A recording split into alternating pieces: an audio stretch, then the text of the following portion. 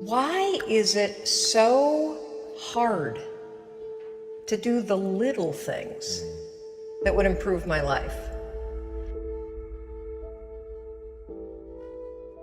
The way that our minds are designed is our minds are designed to stop you at all costs from doing anything that might hurt you.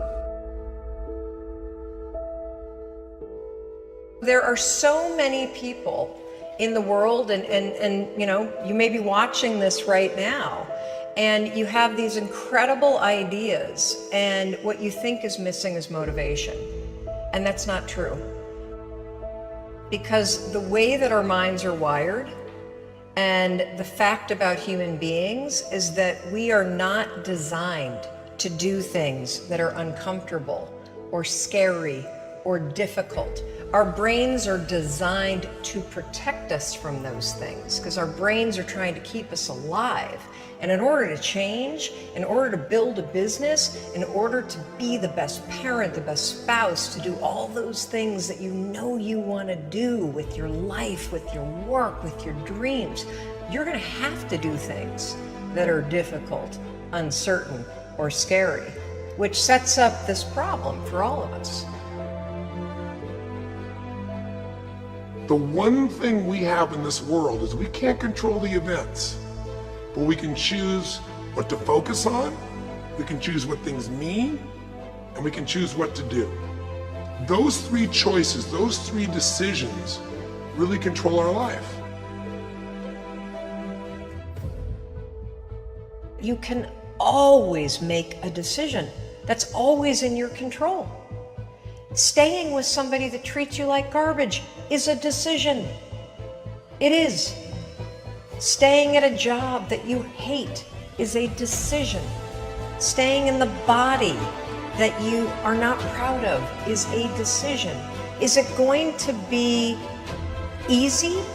No, it's not going to be easy to change. It's simple.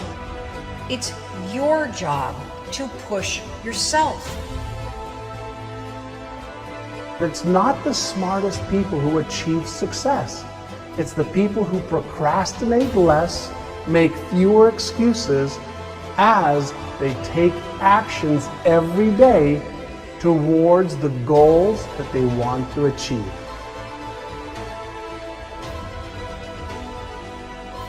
Indecision is the thief of opportunity. Indecision means the door is still closed. Indecision means the opportunity waits. Indecision means what could be is postponed or may never be. If you want to be successful in anything in life, never leave the sight of setting a goal without doing something that commits you to fulfillment. The next morning, the alarm goes off, and I pretended NASA was there. It's the stupidest story. I literally went 5, 4, 3, 2, 1. I counted out loud, and then I stood up. And I'll never forget standing there in my bedroom. It was dark, it was cold, it was winter in Boston. And for the first time in 3 months, I had beaten my habit of hitting the snooze button. There were moments all day long, just like that 5-second moment in bed, where I knew, knowledge, what I should do. And if I didn't move within 5 seconds, my brain would step in and talk me out of it. Every human being has a 5-second window, might even be shorter for you.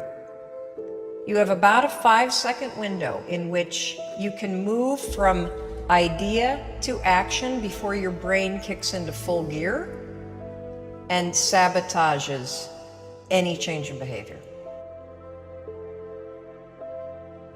Your life is what you think it should be. That's exactly what you are right now. You are what you thought you should be. And if you don't like who you are, you got to change what you think you should be. What you think is more important than what you do. And so if you want to change, you got to work on this attitude bit. Decide, commit, act, succeed, repeat. The one thing that all the greats have in common is they sweat the small stuff. They pay very, very close attention to every detail. What makes you comfortable can ruin you. And what makes you uncomfortable is the only way to grow. What you are and what you become depends on how you use your time. The billionaire and the beggar both have 24 hours every day. The old and the young, the black and the white, the Indian and the Asian are all given the same amount of time every day.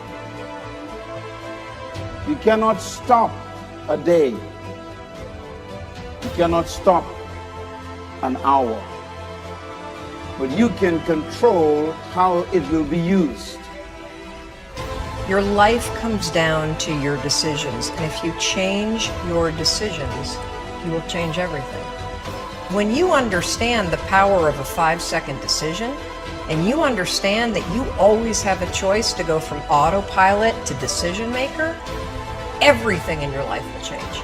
You will be a different negotiator, you will be different in sales, you will be unstoppable in the gym, because you will realize the amount of garbage that you put in the way of your hopes, of your dreams, of your potential, of your confidence, of your courage.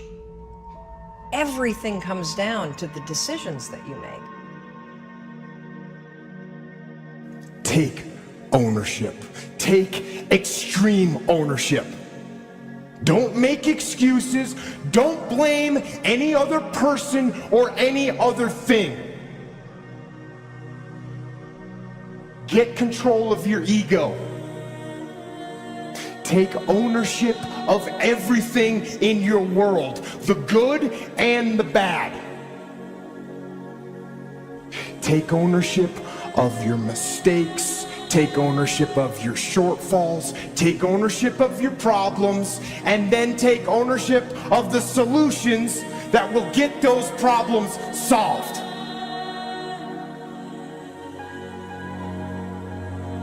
Take ownership of your mission. Take ownership of your job, of your team, of your future, and take ownership of your life. The first source of inspiration is deciding. Second source of inspiration is planning. And now, here's a big source of inspiration, beginning. Getting started. Actually turning thought and the notes on the paper, the plans, actually now committing it to action. Getting started. I'm a humongous believer that ideas are and that execution's the game. Well, I think the one thing that discipline definitely does help you with is it helps you get things done. And when you get things done, when you actually do things, you have more success. If you have more success, and sometimes a big part of success is just not being fucking lazy and just doing it. Yeah. That's like 90% of it is just showing up. Get there and start working. Like, you're not gonna feel perfect every day. If I only worked out when I felt good, I'd be a fat fuck. Discipline, it does start with waking up early. It really does. But that is just the beginning. And I always say that discipline is the root of all good qualities. But you have to absolutely apply it to things. outside of just waking up early. It's everything. It's working out every day, making yourself stronger and faster and more flexible and healthier. Discipline is eating the right foods to fuel your system.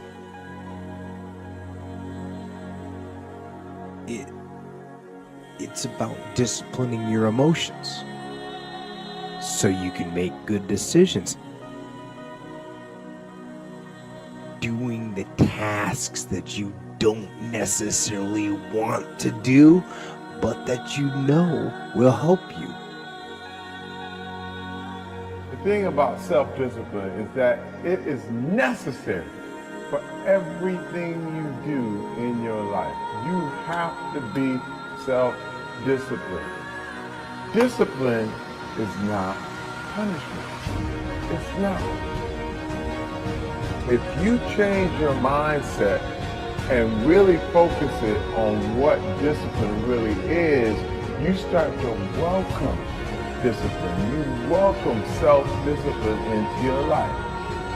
You people have to know you, not because, oh, he's a good salesman. Oh, he's a good this. Oh, he's an artist. People need to know you for one major thing first. He works. He produces. The guy's there every day. The guy's pushing and shoving. Because the truth is, no matter how good your ideas are, how good your art is, or how good your skill set is, if you're not working, man, if you're not vibrating at a frequency that people say, my God, how does that guy do all that? If you're not vibrating at that rate, if you're not working at that level, you're not going to make it.